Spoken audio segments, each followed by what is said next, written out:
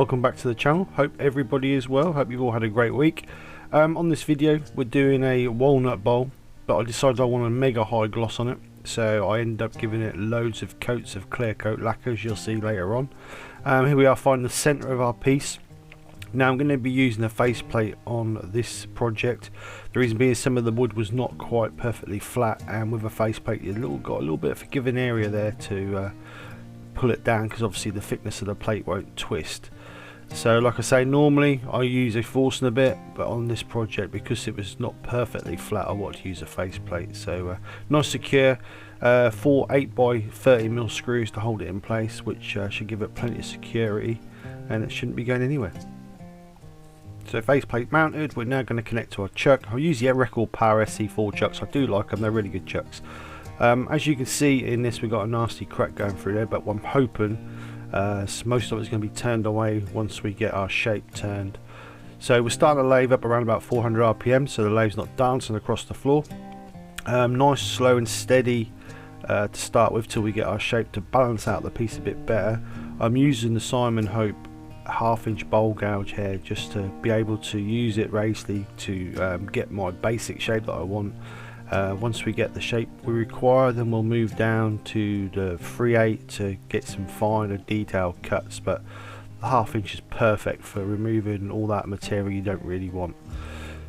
So just going to spend a bit of time getting the shape I require, curving it round, and I did have to spend quite a bit of time removing the overburden, because that crack seemed to go deeper than I thought it was, but we got there in the end, and as you see, we'll gradually turn it down and get the shape we require.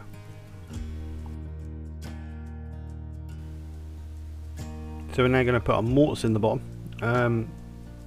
Really should have put a tendon on this, but I did do a mortise. I need to get out of the habit of doing mortises all the time, but anyway, did a mortise just over 50mm. I think it was about 52mm wide, standard size, about 4.5–5mm deep. As you can see, I forgot to flatten the bottom out before I did more, so I had to do it again, but never mind. It's all about learning, as they say, but after this period of time I should really know what I'm doing. But anyway, get our mortise turned out ready, so we've got a fixing point to turn it when we've finished our bottom. So yeah, it's starting to take shape now. I was in two minds to leave it like this, so we got the natural bit on the edge, but then I thought and make it like a hollowed out looking thing. But I changed my mind and decided to go with my initial thought of doing a bowl.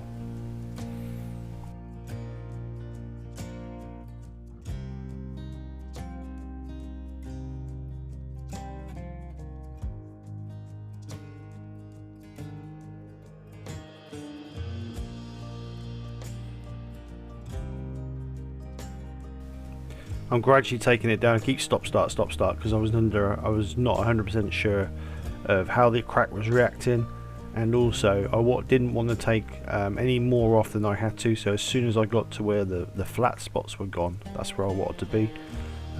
So I kept stopping it and starting it until I got to that position.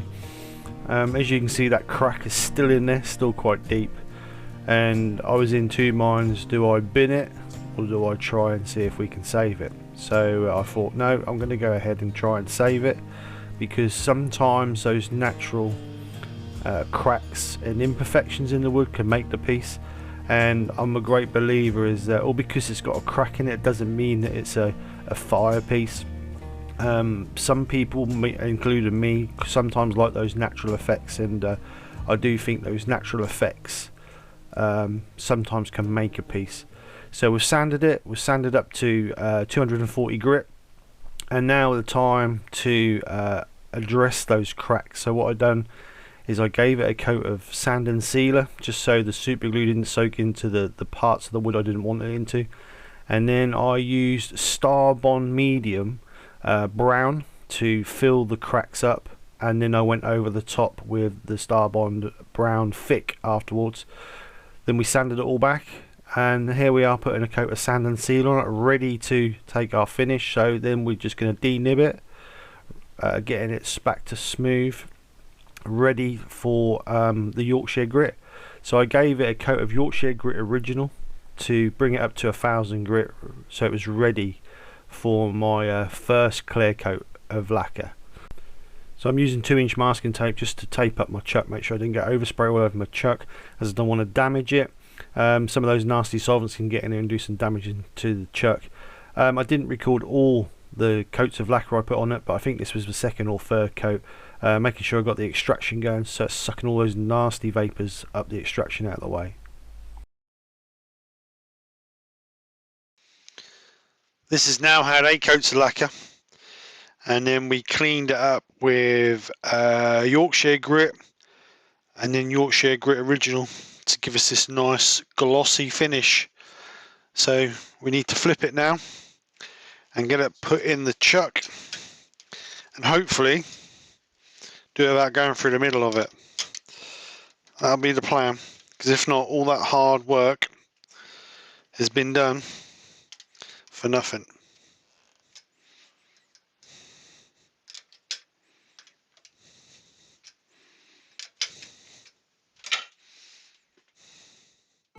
Right, so the time of truth. Here we go, we're now going to hollow out the inside. So I don't know about you guys, but I always face my piece before I hollow out. I don't know why. A lot of people criticise it, but to me it makes more sense because it's got a nice smooth piece to go to. So we're using the 1/2-inch Simon Hope bowl gouge just to start hogging out a lot of the overburden that we're not going to require. So just gently taking our time doing this, leaving that centre core in there to give our piece a little bit more stability. You'll find if you turn out the middle as you're going through all the way through, then what that does is when you get a bit thinner on the outer wall, you'll get a lot of chattering on your piece, so it's easier just to leave that core in there and then you can clean out afterwards. So just gently taking passes, and I was still a bit concerned about this crack we had, hoping that it wasn't going to explode on me, and just seeing what was going to happen really. So it's just gently taking passes and keep stopping and checking, seeing what's going on. So we're now moving out that centre core. As you can see, I want to leave it quite chunky for 2 reasons. First reason was the crack, and the second reason was that I think a bowl that's got natural edges on it doesn't need to be wafer thin and look really nansy pansy. It should look quite chunky and robust. So that was my thinking process. So we just gradually turned it down until we found out what was going on with this crack really.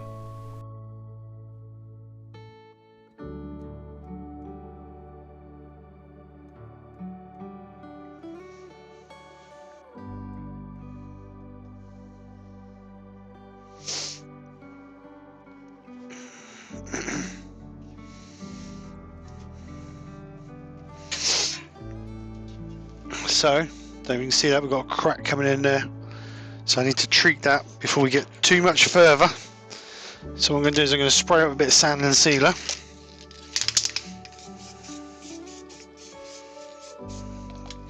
and I'm going to take the bowl out and try and get some super glue in there before it gets too bad.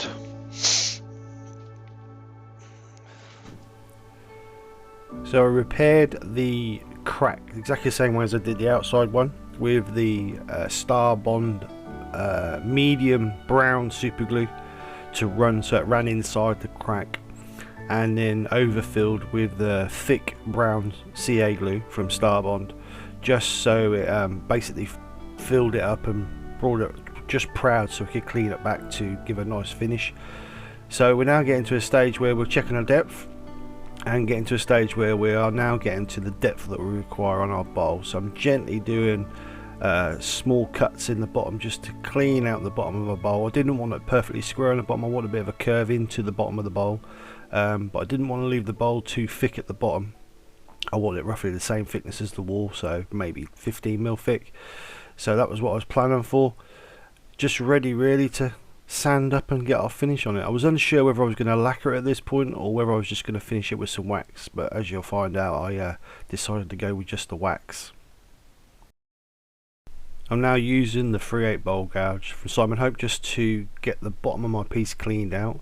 You'll find when using the fingernail grind on your gouges that you won't get such a tight curve or corner in the bottom of your bowl.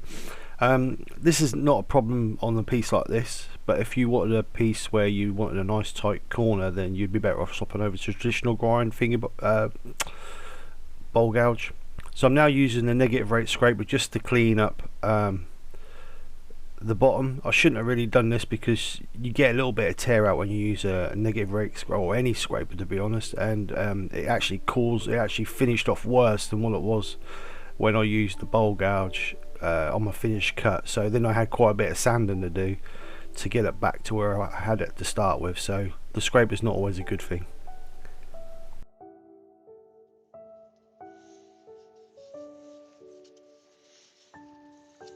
Just got a little bit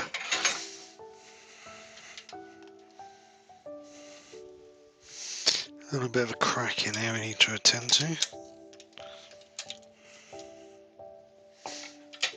So we just got, you can see that in there where we've taken it out, we've done this bit here, so we just need to attend to this bit of crack here, and I think we're there. So what I'm going to do is I'm just going to stick a little bit of glue in there. So I'm just going to put a little bit of sand and sealer on it first, because obviously that's our finished edge.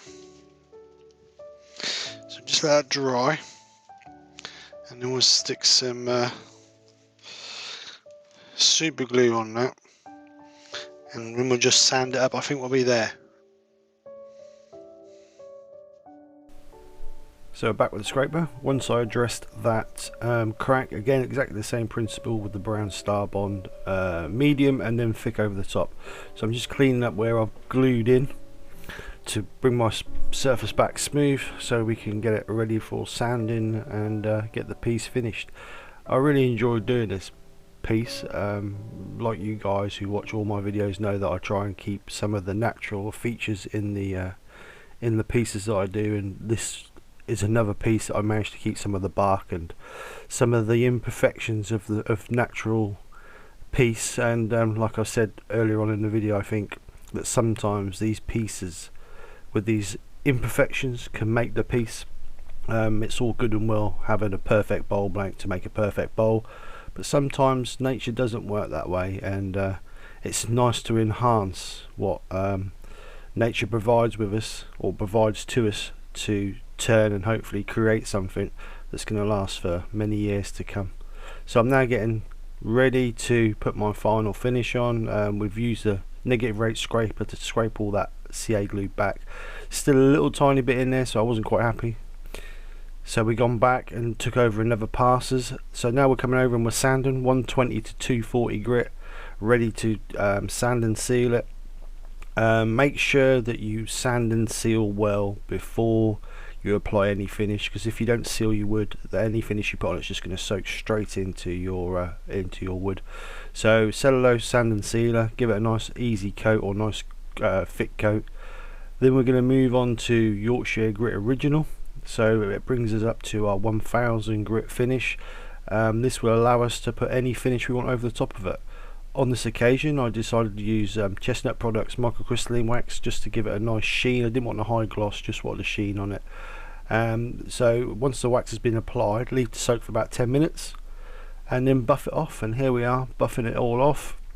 Got a nice little sheen to it, nothing too high gloss and in your face, but just enough sheen to make the piece look respectable.